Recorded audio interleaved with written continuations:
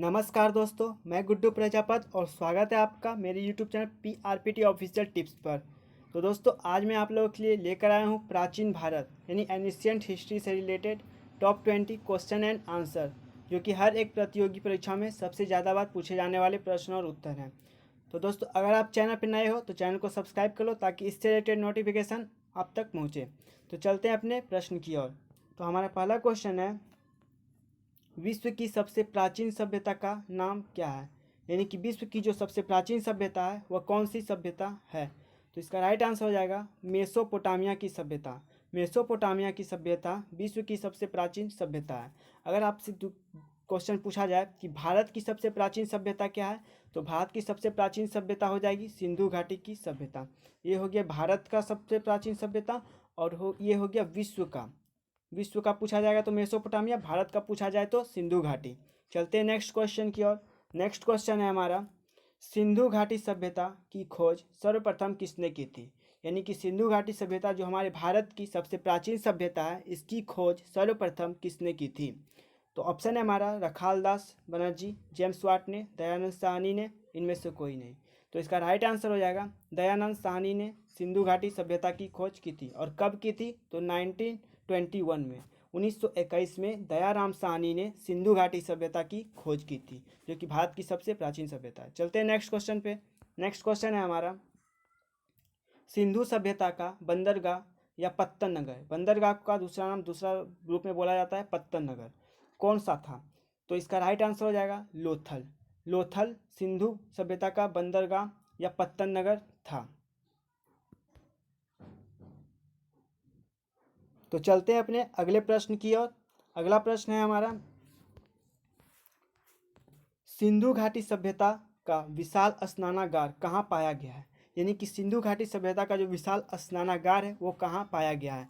तो इसका right answer हो जाएगा मोहनजोदड़ो में। मोहनजोदड़ो में सिंधु घाटी सभ्यता का विशाल स्नानागार पाया गया है। और ये जो मोहनजोदड़ो है, मोहनजोदड़ो को बोला जाता है मृतकों का टीला। अगर आपसे एग्जाम में पूछ दे कि मृतकों के टीला के नाम से किसे जाना जाता है, तो वो है मोहनजोदड़ो। राइट आंसर हो जाएगा मोहनजोदड़ो। चलते हैं नेक्स्ट क्वेश्चन की ओर। नेक्स्ट क्वेश्चन है हमारा, नेक्स्ट क्वेश्चन है, भारत में सबसे पहले खोजा गया शहर कौन सा था? यानी भारत में सबसे पहले जो खोजा गया शहर था वो कौन सा था? तो इसका राइट आंसर हो जाएगा हड़प्पा। वह शहर हड़प्पा शहर था जिसको सबसे पहले भारत में खोजा गया था। चलते हैं नेक्स्ट क्वेश्चन पे। नेक्स्ट क्वेश्चन है हमारा, मोहनजोदड़ो में सबसे बड़ा भवन कौन सा भवन है? तो मोहनजोदड़ो यानी मोहनजोदड़ो को किस नाम से जाना जाता है? तो मृतकों का टीला। मृतकों के टीला के नाम से मोहनजोदड़ो को जाना जाता है, जहाँ की एक विशाल स्नानागार है। और वहाँ पूछ रहा है कि सबसे बड़ा भवन मोहनजोदड़ो में कौन सा है? तो इसका राइट आंसर हो जाएगा अन्नागार। अन्नागार जो है मोहनजोदड़ो का सबसे बड़ा भवन है। चलते हैं नेक्स्ट प्रश्न पे।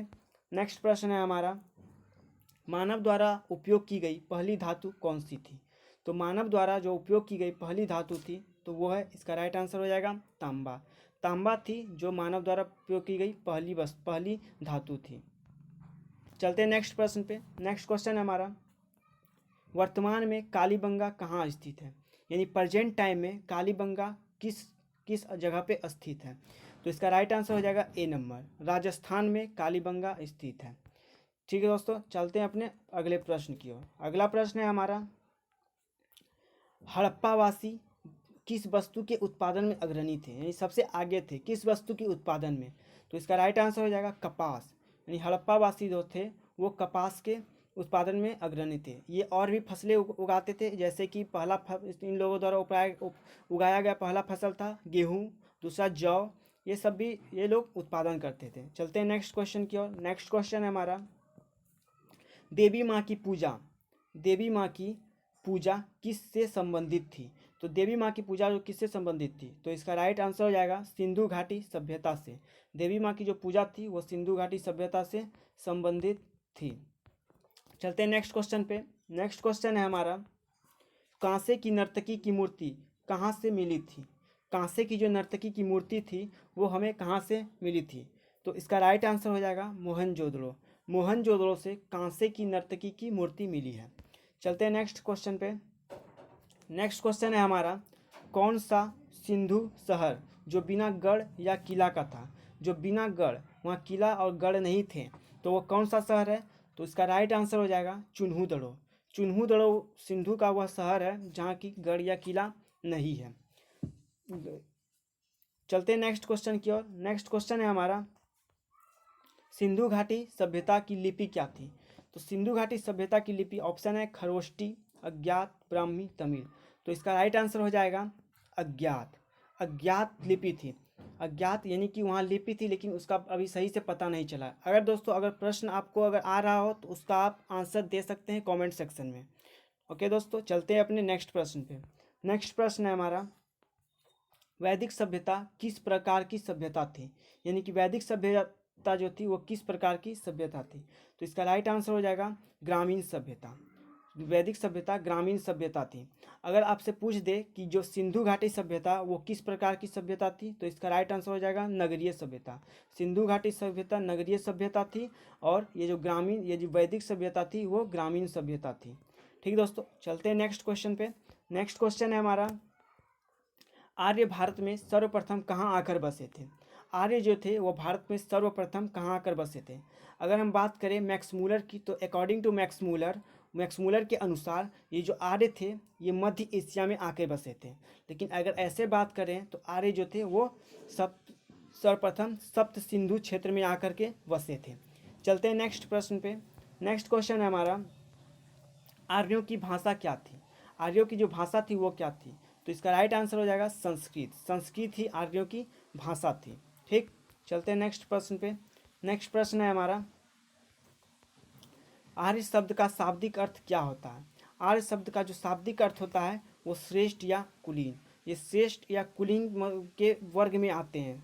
ठीक, श्रेष्ठ या कुलीन क्लास में आते हैं कौन? आर्य। और इसका शाब्दिक, आर्यों का शाब्दिक अर्थ भी श्रेष्ठ या कुलीन होता है। तो इसका राइट आंसर सी हो जाएगा, श्रेष्ठ या कुलीन। चलते हैं नेक्स्ट क्वेश्चन की ओर। नेक्स्ट क्वेश्चन है हमारा, वैदिक का प्रमुख भोजन क्या था?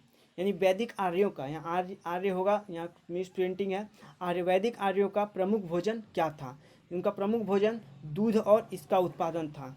वो गाय को सर्वप्रिय मानते थे और गाय को मारने वाले को देश निकाला या मृत्यु दंड दे देते थे। तो इसका राइट आंसर दूध और इसके उत्पादन। यानी वैदिक जो थे वहाँ के आर्य जो थे वो गायों को ज़्यादा पालते थे और दूध, और उससे जो दूध निकालते थे, दूध और उसका भोजन दूध था और उसका उत्पादन था। चलते हैं नेक्स्ट क्वेश्चन की ओर। नेक्स्ट क्वेश्चन है हमारा, प्रसिद्ध गायत्री मंत्र किस वेद से लिया गया है?